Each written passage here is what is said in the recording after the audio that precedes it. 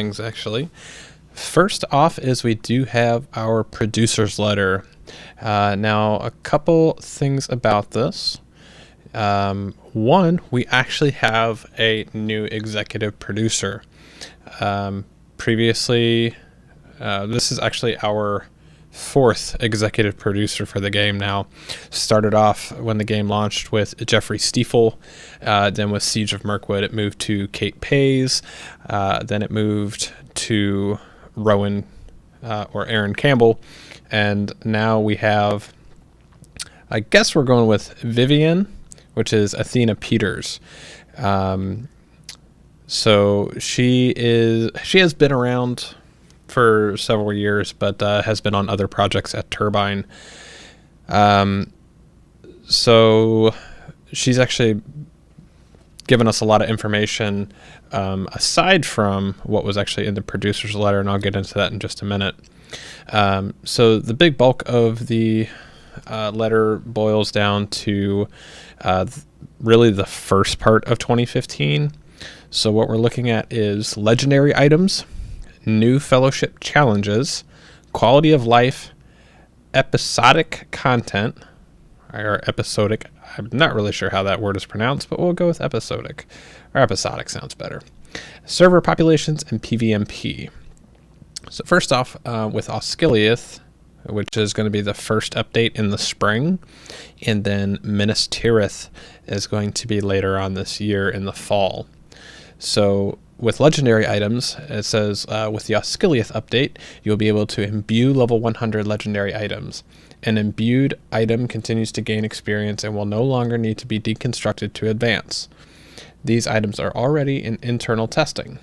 There are many details still to work out, but you should expect a developer diary on the topic early this year. So a couple things to note with that. It has been cleared up by Athena as well that there's no level cap increase this year at all.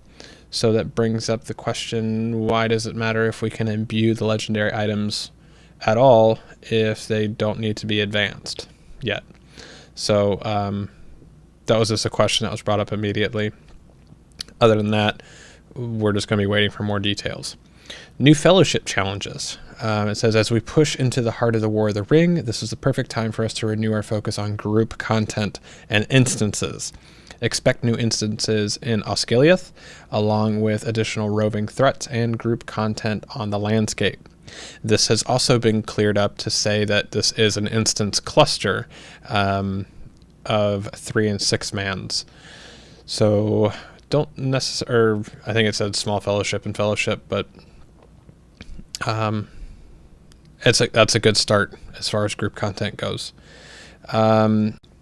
The new style of content is that they are currently in develop is a new type of quest content that will roll out like a TV show, a little at a time, as you follow a new friend across Middle-earth, seeing familiar places in a new light.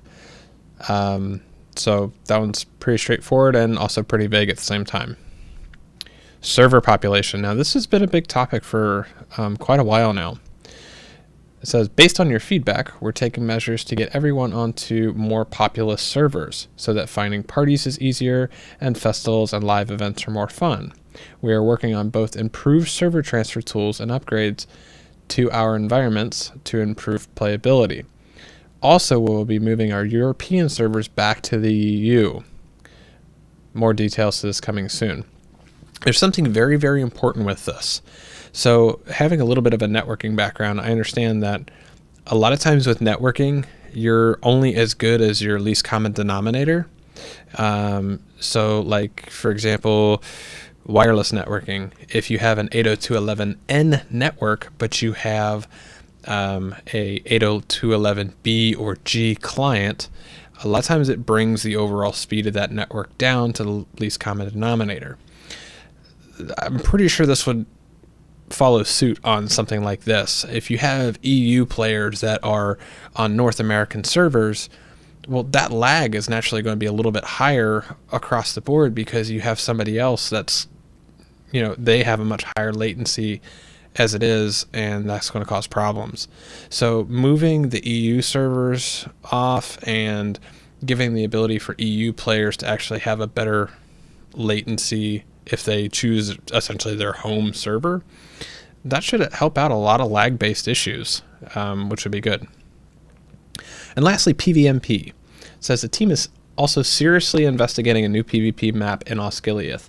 This landscape would tell the story of the Battle of Osgiliath, and the layout of the city, split by the Anduin, is perfect for smaller, more tightly focused conflicts than the Ettenmoors. This would make the perfect platform for gradual improvements to the PvP experience overall. We'll provide additional updates on this initiative as we get deeper into 2015. What's important about that is, and actually this whole thing, these are initiatives, they are not promises. Please do not refer to these as promises. Business models change, income changes, development changes, things happen that you can't foresee. These are not promises. These are things that they would like to do this year, but they are not promises. Read a lot of stuff in the forums that are referring to, well, Turbine promised this and they promised this. They've never promised anything. These are things that they would like to do.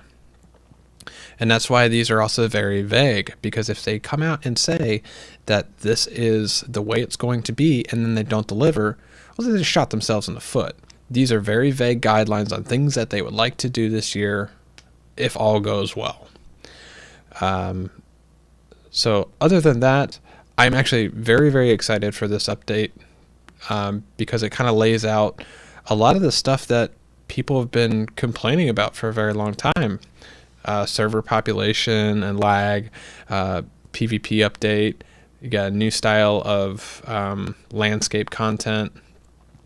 Just, oh, sorry, I didn't hit quality of life. We've been working hard to identify the most persistent bugs. You can expect renewed focus on resolving issues that may be small but troublesome to improve overall gameplay. So quite literally, we're talking about every aspect of the game. You know, we're talking about PvE content, PvP content, solo, group, yeah, legendary stuff. I would like to see a complete overhaul of that, but again, this is actually just what they're talking about for the first part of the year, essentially. Now, I'm going to go hop over to the dev diary for just a moment. So let's see here, or dev tracker, I'm sorry. And I think it's these 4 posts. Let's see, that's about server transfers.